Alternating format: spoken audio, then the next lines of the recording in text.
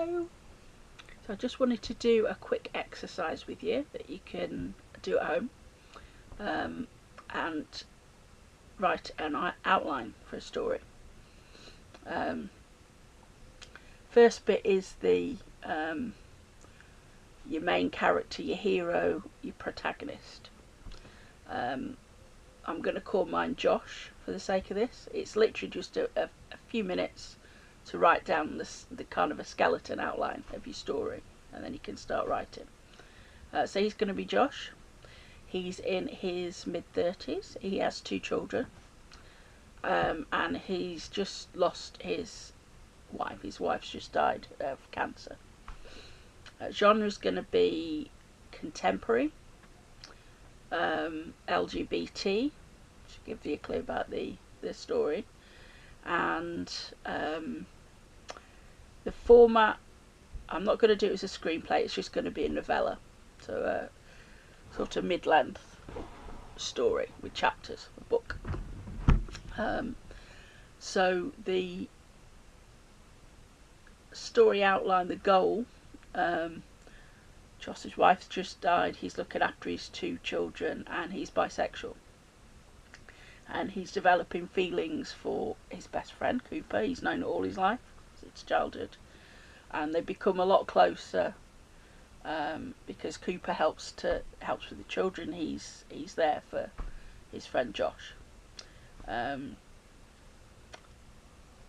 So that's kind of the goal of, and they're gonna fall.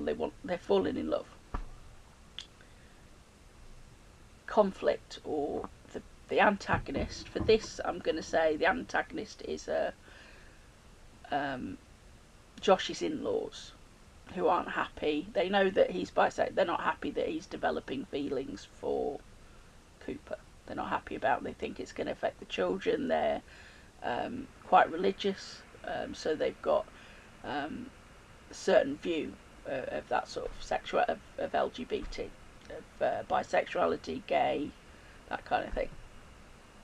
So they're going to be the antagonists in this. You could have just one character. For this setting, I'm going to do it as the family. His mother-in-law, his father-in-law, sister-in-law, whoever's going to be in that family. I haven't quite fleshed that out yet, but that gives you an idea who the antagonist. What's going to be the conflicts? What's going to stop him achieving that goal, which is falling in love, living happily ever after. This would be a romance. Conflict, the in-laws could apply for custody.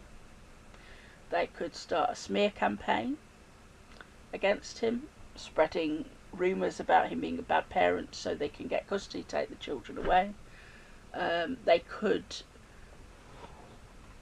go even further. They might start vandalising his property to get him to sort of run away and leave the children with them, or so that the authorities would take the children off him if they think they're in danger.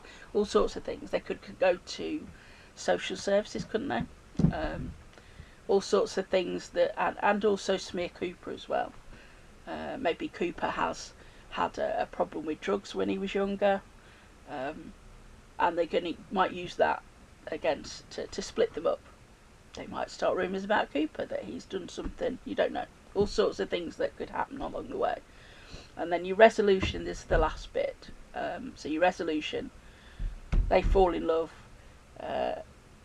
Perhaps they have to get a restraining order against the in-laws to stop them, because they might have done damage emotionally to those children who are grieving the mother.